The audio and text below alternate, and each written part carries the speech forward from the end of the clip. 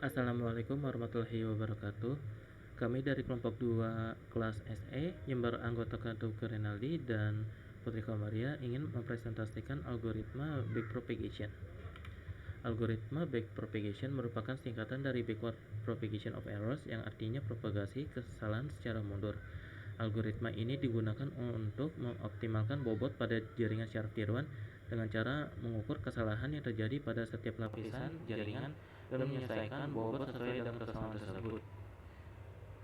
Komponen utama di backpropagation ada 3: fungsi aktivasi, sigmoid, ReLU atau TAN untuk memperkenalkan non-linearitas, loss function, misalnya mean square error (MSE) untuk regresi atau cross entropy untuk klasifikasi, learning rate mengontrol seberapa besar bobot diperbarui. Pola di backpropagation ada 5. Langkah pertama, inisialisasi. Bobot dan bias diatur secara acak di awal. Learning rate ditentukan, misal 0,01 yang menentukan seberapa besar perubahan bobot saat pembelajaran. Langkah kedua, feed forward. Input dimasukkan ke jaringan. Setiap lapisan menghitung output menggunakan fungsi aktivasi, misalnya sigmoid dan ReLU. Langkah ketiga, hitung error. Bandingkan output jaringan dengan target sebenarnya, lalu hitung error, misal pakai mean square error. Error dipropagasi mundur ke lapisan sebelumnya untuk mengetahui kontribusi error tiap neuron. Langkah keempat, backpropagation. Hitung gradient error terhadap bobot menggunakan chain rule. Langkah kelima, iterasi. Ulangi proses dari feed forward ke hitung error ke backpropagation sampai error cukup kecil atau sudah mencapai maksimum iterasi. Di sini ada simbol untuk implementasi backpropagation. Yang pertama, simbol H, output hidden layer. Penjelasannya, nilai yang dihasilkan dari perhitungan input dan bobot di lapisan tersembunyi. Fungsi sigmoid atau kita panggilnya fungsi aktivasi, fungsinya mengubah nilai linear menjadi non-linear antara 0 dan 1. W1, bobot ke hidden, nilai menentukan seberapa penting input X. W1, bias hidden layer, nilai tambahan untuk menyesuaikan output. Y-pred, output prediksi, hasil akhir prediksi jaringan syaraf. W2, bobot hidden ke output, nilai menentukan seberapa penting output hidden layer. B2, bias output layer, nilai tambahan untuk menyesuaikan output akhir. Ini ada contoh perhitungannya. Yang pertama, kita persiapkan input X dengan input X sama dengan 1,0, variabel bobot input target, fungsi sigmoid dan learning rate. Bobot dan bias awal, W1 sama dengan 0,3, B1 sama dengan 0,2, W2 sama dengan 0,4, B2 sama dengan 0,1, target, Y terus sama dengan 0,8. Fungsi aktivasi kita pakai sigmoid, dan yang terakhir learning rate-nya ini kita isi dengan 0,5. Selanjutnya, langkah kedua, kita hitung dengan feed forward. Hidden layer H sama dengan sigmoid W1 dikali X plus B1 sama dengan sigmoid 0,3 dikali 1,0 plus 0,2 sama dengan sigmoid 0,5 sampai dengan 0,62.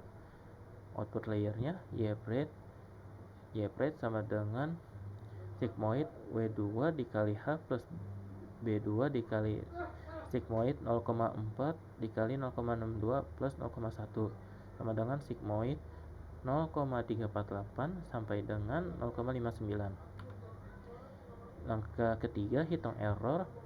Error sama dengan 1/2, Y terus sama dikurangi Y-pred pangkat 2 sama dengan 1/2 dikali 0,8 dikurangi 0,59 pangkat 2 sampai dengan 0,022. Di sini selanjutnya tahap keempatnya kita hitung gradient output layer. Yang pertama, turunan error terhadap prediksi.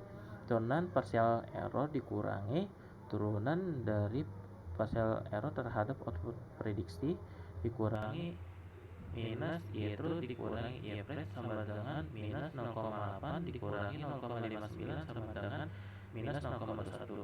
Yang kedua, turunan sigmoid di output Y-pred. Di sini ada turunan dari fungsi aktivasi sigmoid dikali 0,5 0,348 sama dengan Y pret dikali 1 minus Y pret sama dengan 0,59 dikali 1 minus 0,59 yang menghasilkan sampai dengan 0,24.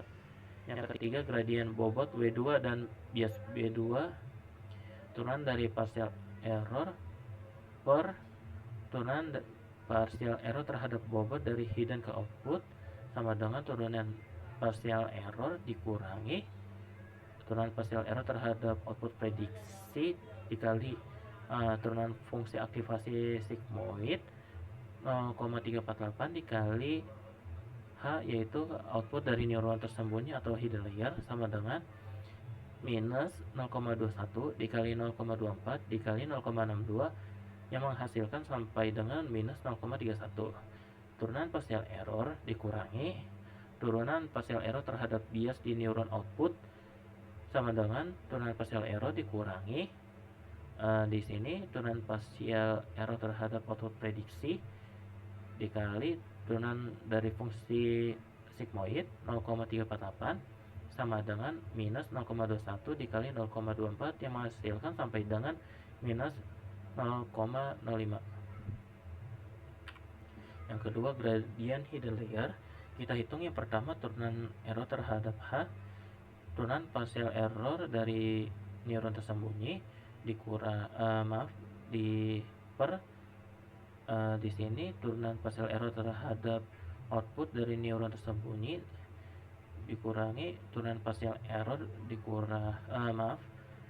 per nilai output prediksi dari model hasil dari neuron output dikali fungsi aktivasi sigmoid 0,348 dikali W2 dikurangi minus 0,21 dikali 0,24 dikali 0,4 yang menghasilkan sampai dengan minus 0,02.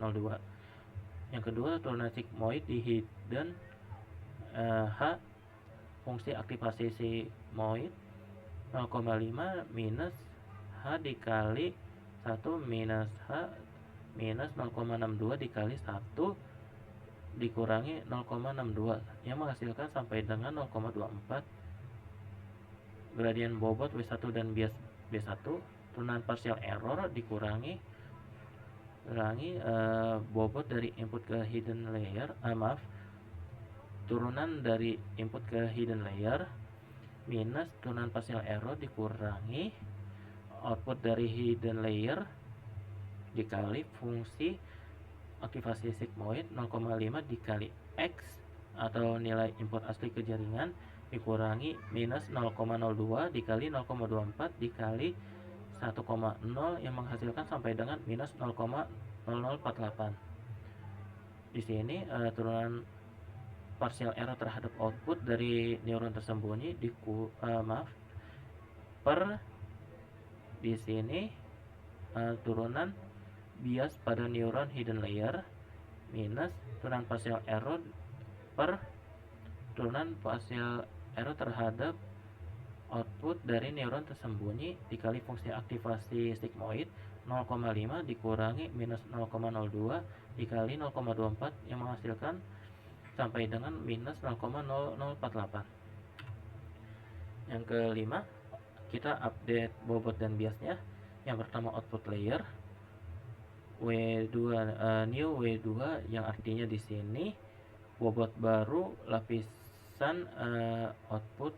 Yang kedua dikurangi W2 dikurangi alpha dikali jadi turunan partial error per turunan di sini turunan bobot baru pada lapisan output. Yang kedua nih minus 0,4 dikurangi 0,5 dikali minus 0,031 sampai dengan menghasilkan 0,416. Di sini bias baru pada lapisan output dikurangi B2 sama dengan ini alpha atau learning rate-nya. Turunan partial terhadap error dikurangi turunan partial terhadap bias dikurangi 0,1 dikurangi 0,5 dikali minus 0,05 minus 0,125. Di sini hidden layernya bobot baru pada lapisan output dikurangi bobot baru dikurangi learning rate